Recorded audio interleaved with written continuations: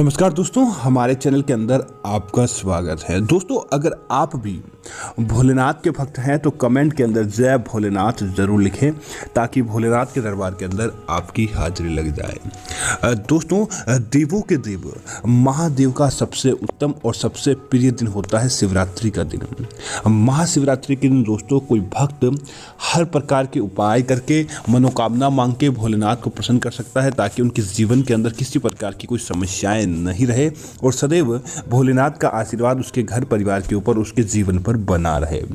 दोस्तों, आज हम आपको इसी विषय के अंदर बताने वाले हैं जिस प्रकार भोलेनाथ छोटे छोटे उपायों को करने से प्रसन्न हो जाते हैं और छोटे छोटे उपायों के माध्यम से ही भक्तों को बड़े से बड़ा फायदा प्राप्त करवा देते हैं। तो उसी प्रकार दोस्तों आपको इस बात का ध्यान रखना चाहिए कि महाशिवरात्रि के दिन कुछ ऐसी गलतियां नहीं करनी चाहिए, अन्यथा दोस्तों भोलेनाथ जिस प्रकार से छोटे उपायों से प्रसन्न होते हैं उसी प्रकार भोलेनाथ क्रोधित भी हो सकते हैं। इसीलिए आपको ऐसा कार्य भूल कर भी नहीं करना चाहिए जिससे महादेव नाराज हो, क्योंकि दोस्तों अगर देवों के देव महादेव किसी कारणवश महाशिवरात्रि के दिन अगर आपने कोई छोटी सी गलती कर ली और उस दिन नाराज हो जाते हैं तो दोस्तों कैसा भी उपाय क्यों ना हो, कैसी भी आपकी किस्मत क्यों ना हो, आपको फ़ायदा नहीं दिलवा सकती। इसीलिए आपको कभी भी भोलेनाथ को भूल कर भी नाराज नहीं करना चाहिए ताकि उनका आपके जीवन के अंदर प्रभाव देखने को मिले। दोस्तों, इस बार की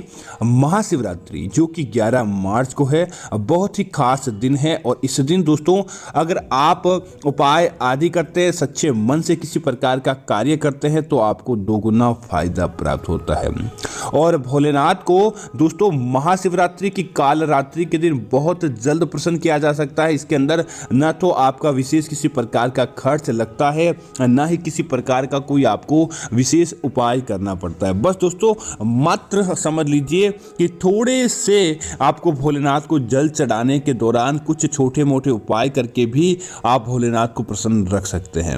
इसीलिए दोस्तों आपको ध्यान रखना चाहिए कि जब भी आप भोलेनाथ को जल आदि चढ़ाएं उस समय आपको कुछ सावधानियां रखनी चाहिए ताकि आपको किसी प्रकार की कोई समस्याएं नहीं आए। दोस्तों, जैसे कि जब भी आप भोलेनाथ को जल चढ़ाए तो आपको इस बात का ध्यान रखना चाहिए कभी भी जल आपके पैरों के अंदर नहीं लगना चाहिए। जो भोलेनाथ को दोस्तों जल चढ़ाया है वह जल कभी भी आपके पैरों के अंदर नहीं गिरना चाहिए। अगर पैरों के अंदर गिरता है तो दोस्तों भोलेनाथ के क्रोध का आपको सामना करना पड़ता है। इसीलिए आपको इस बात का जरूर ध्यान रखना चाहिए।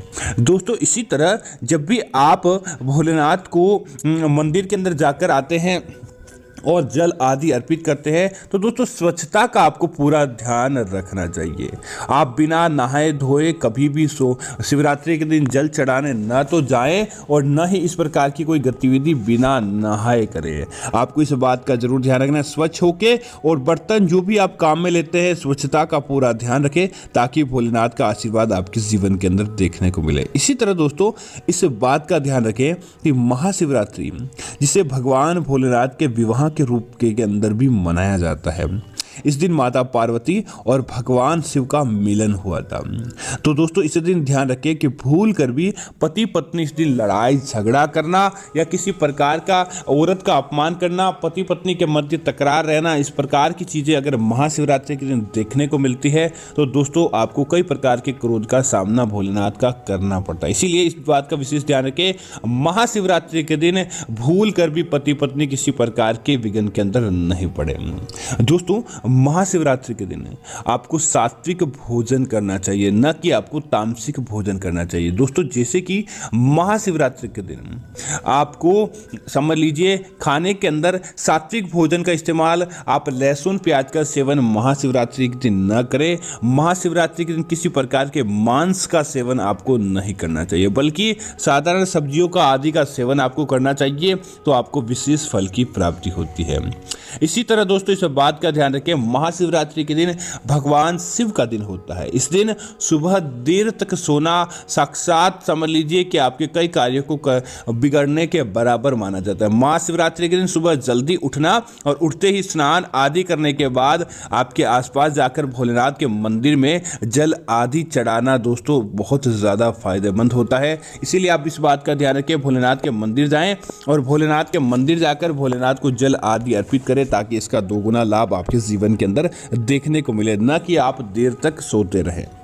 महाशिवरात्रि के दिन दोस्तों किसी के बारे में गलत सोचना समझ लीजिए पाप करना, बल्कि गलत सोचना भी पाप होता है। अगर आप शिवरात्रि का पूजन कर रहे हैं तो इस दिन इस बात का विशेष ध्यान रखें, क्योंकि किसी के लिए भी बुरा करना ही नहीं बल्कि सोचना भी गलत होता है। सनातन धर्म में ऐसी मान्यता है, किसी व्यक्ति के बारे में अपनी सोच में गलत भावनाएं नहीं आनी चाहिए। दोस्तों यूँ तो कभी भी दूसरे के पति या पत्नी पर बुरी नज़र नहीं रखनी चाहिए, लेकिन शिवरात्रि के दिन ऐसा कार्य भूलकर भी नहीं करना चाहिए। मान्यता है कि ऐसा कर उसे पाने की इच्छा करना भी पाप होता है। इसके अलावा दूसरों का धन अपना बनाने की सोच रखना भी भगवान शिव की दृष्टि से बहुत बड़ा पाप माना जाता है। दोस्तों शिवरात्रि के दिन अपने गुरु, माता पिता, पत्नी या पूर्वजों का अपमान आपको भूलकर भी नहीं करना चाहिए। इसके साथ ही गुरु की पत्नी के साथ संबंध बनाना, शराब पीना, दान की गई चीजें वापस लेना भी महापाप माना जाता है। ऐसा करने से भगवान शिव आपसे बहुत ज़्यादा क्रोधित हो जाते हैं। दोस्तों महाशिवरात्रि के दिन आपको किसी प्रकार के कोई कार्य करने वाले होते हैं तो इस बात का आपको ध्यान रखना चाहिए कि उस कार्य के अंदर आप अपना मन लगाए, न कि किसी प्रकार के अन्य व्यक्तियों के बारे में आप गलत राय रखते हैं। अगर आप ऐसा करते हैं तो आपको उस दिन का फल भूलकर भी नहीं मिलता है। दोस्तों महाशिवरात्रि के दिन इस बात का ध्यान जरूर रखना चाहिए कि काले वस्त्र आपको भूलकर भी नहीं पहनना चाहिए। काले वस्त्र दोस्तों अच्छे नहीं माने जाते हैं और इस दिन अगर आप काले वस्त्र पहनते हैं तो दोस्तों समझ लीजिए कि इस दिन आप साक्षात काल को आमंत्रित करने वाले होते हैं। दोस्तों ऐसी मान्यता है कि भक्तजनों पर शिवलिंग पर चढ़ाए जाने वाले प्रसाद को ग्रहण नहीं करना चाहिए। इससे उसका दुर्भाग्य बढ़ जाता है और धन हानि होने की परेशानियां बढ़ जाती है। दोस्तों महाशिवरात्रि जिसे काल रात्रि भी कहा जाता है, महाशिवरात्रि पर भक्तों को सोने की बजाय जागरण करना चाहिए। रात्रि जागरण के समय भगवान के शिव और भगवान के आरती आदि का श्रृंगार करें। इसी के साथ ही आपको इस बात का ध्यान रखना चाहिए, महाशिवरात्रि के दिन पति पत्नी को संबंध बनाने से बचना चाहिए। व्रत को अगली सुबह स्नान के बाद प्रसाद ग्रहण करें और भगवान शिव को तिलक लगाकर आप तोड़ सकते हैं।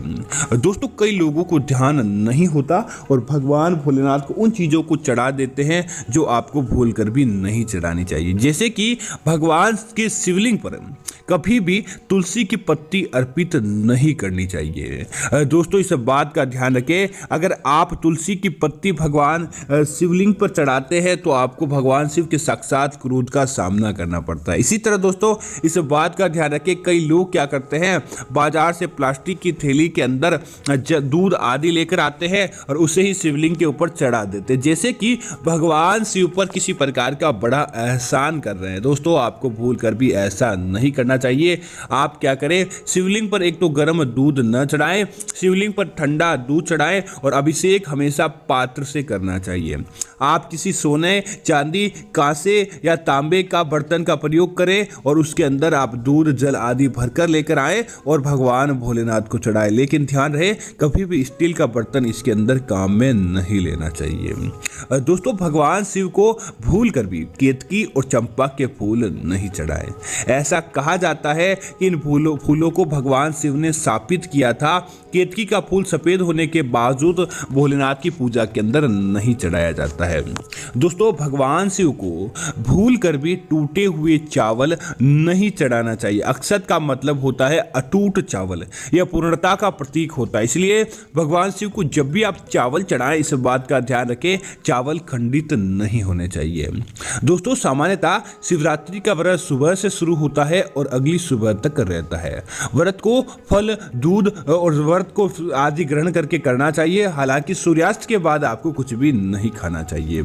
दोस्तों, शिवलिंग पर सबसे पहले आपको पंचामृत चढ़ाना चाहिए। पंचामृत यानी दूध, गंगाजल, केसर, शहद और जल से मिला हुआ मिश्रण। जो लोग 4 पहर की पूजा करते हैं, पहले पहर का अभिषेक जल, दूसरे पहर का अभिषेक दही, तीसरे पहर का अभिषेक घी और चौथे पहर का अभिषेक शहद से करना चाहिए। दोस्तों, निश्चित तौर पर आपको कई प्रकार के फायदे मिल जाते हैं। दोस्तों, इस बात का ध्यान रखें, जब भी आप भगवान शिव को बेलपत्र चढ़ाएं, बेलपत्र कटे फटे या टूटे नहीं होने चाहिए। अगर आप इस प्रकार के बेलपत्र चढ़ाते हैं तो साक्षात भगवान शिव के क्रोध का भी आपको सामना करना चाहिए पड़ता है। दोस्तों, इसी तरह शिवलिंग या भगवान शिव की मूर्ति पर केवल सफेद रंग के फूल ही चढ़ाए जाते हैं, इस प्रकार की मान्यता है। लेकिन आप अन्य प्रकार के भी चढ़ाते हैं तो किसी प्रकार की कोई दिक्कत नहीं है, आपको फायदा प्राप्त हो जाता है। तो दोस्तों, मैं उम्मीद करता हूं कि ये जानकारी आपको अच्छी लगी होगी। इस प्रकार की अन्य जानकारी देखने के लिए आप हमारे चैनल को सब्सक्राइब कर सकते हैं। साथ ही साथ वीडियो को लाइक करना और वीडियो को शेयर करना ना भूलें, ताकि ऐसी जानकारी आपको मिलती रहे। जय श्री राम मित्रों, धन्यवाद मित्रों।